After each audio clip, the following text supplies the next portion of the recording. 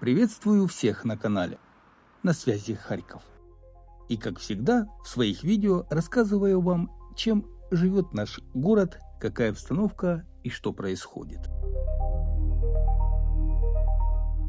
За неделю россияне нанесли по Харькову 36 ударов. Об этом сообщили в городском совете. Использовали для этого ударные дроны типа «Шахед-Герань». Прилеты зафиксированы сразу в нескольких районах города. В Слободском, Основянском, Шевченковском, Холодногорском и Салтовском.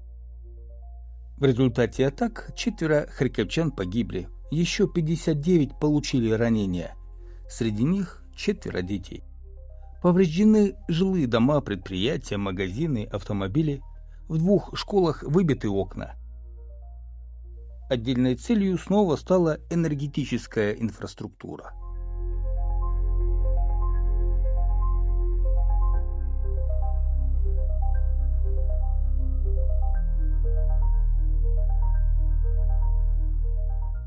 После атаки 24 ноября Харьков перешел на подачу воды по графику.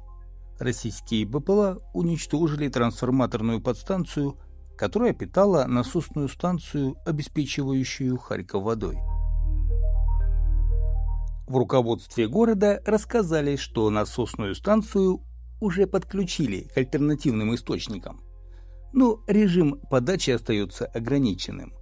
На вечер 25 ноября около 60% абонентов получают воду, а в ряде районов ведутся ремонтные работы. Как долго продлится подача по графикам, пока неизвестно.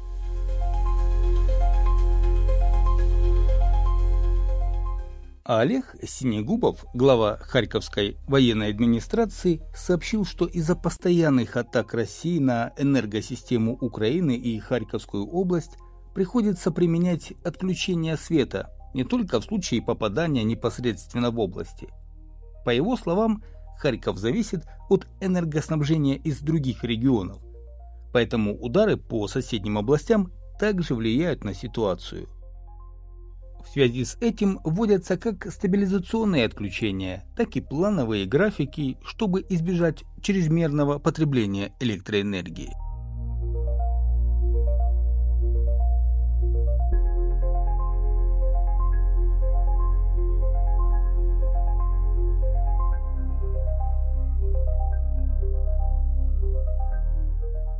Более 10 объектов культурного наследия пострадали в результате атаки дронами по Харькову вечером 23 ноября. Об этом в соцсетях сообщил архитектор Виктор Дворников. По его словам, ни один из поврежденных объектов не имеет охранного статуса, что в будущем может существенно затруднить их сохранение и реставрацию. Разрушенный район Левобережной Ивановки, маргинализированный десятилетиями беззакония, подвергался натиску различных застройщиков, которые втыкали здесь свои, так сказать, свечи, а затем еще подвергся массированной атаке беспилотниками. Повреждено более 10 объектов культурного наследия, это то, что заметно снаружи. Учитывая рандомность ударов, эта цифра при детальном осмотре изнутри будет больше. К сожалению, ни одному из этих объектов не светит получить охранный статус памятника, поскольку это лакомый кусочек для строительства будущих уродств, которых здесь и так хватает, сказал архитектор Виктор Дворников.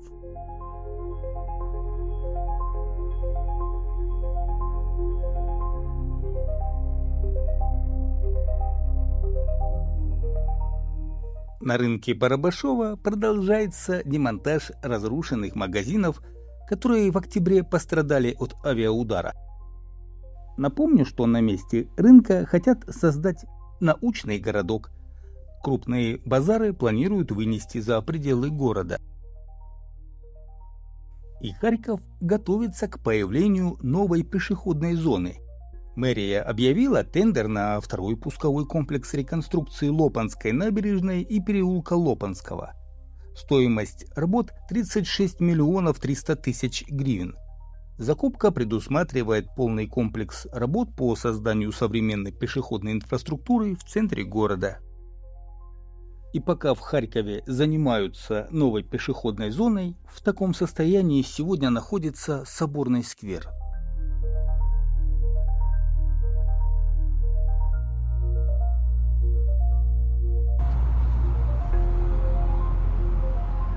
В Харькове второй день подряд фиксируют температурный рекорд. Такого тепла в Харькове не было 63 года. Город установил очередной рекорд. По данным синоптиков, максимальная температура воздуха 24 ноября достигла плюс 11,4 градусов, превысив предыдущее значение, зафиксированное в 2010 году и составлявшее плюс 10,2 градуса. Таким образом, город уже второй день подряд отмечает аномальную теплую погоду для конца ноября.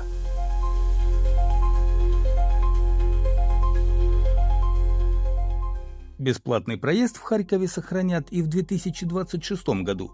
Мэр Харькова сообщил, что в городском бюджете на 2026 год сохранят бесплатный проезд во всех видах общественного транспорта.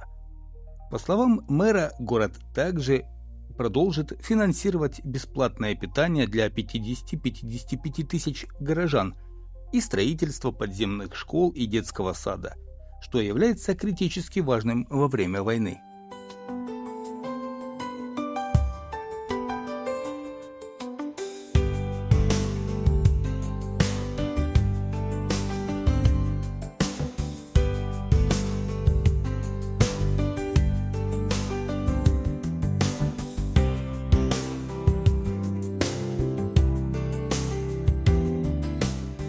Сколько будут стоить бюджетные новогодние елки на Харьковщине?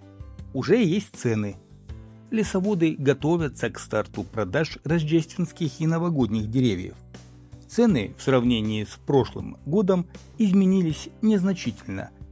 Причем одни позиции подешевели, а другие, наоборот, подорожали.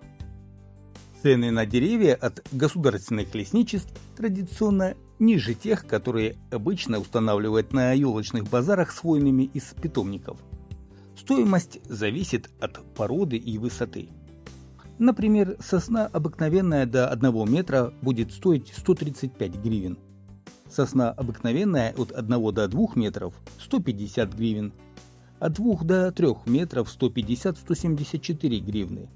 Сосна крымская до 1 метра – 168 гривен.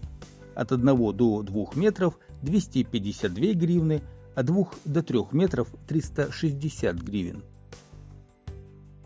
А госэкоинспекция в Харьковской области начинает ежегодную операцию «Новогодняя елка». Сотрудники проведут рейды для контроля перевозки, заготовки и реализации хвойных деревьев.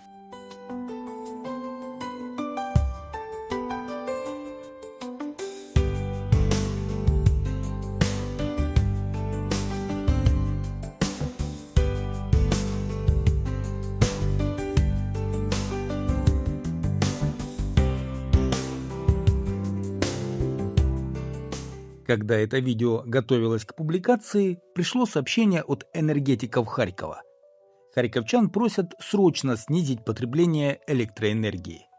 Энергетики призывают выключить обогреватели, кондиционеры и по возможности отложить энергоемкие домашние дела, стирку и уборку.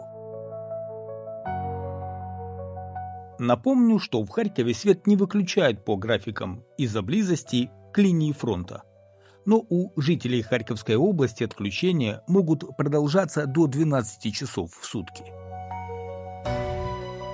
Сегодня, 26 ноября 2025 года, у большинства харьковчан отсутствует вода и тепло в домах.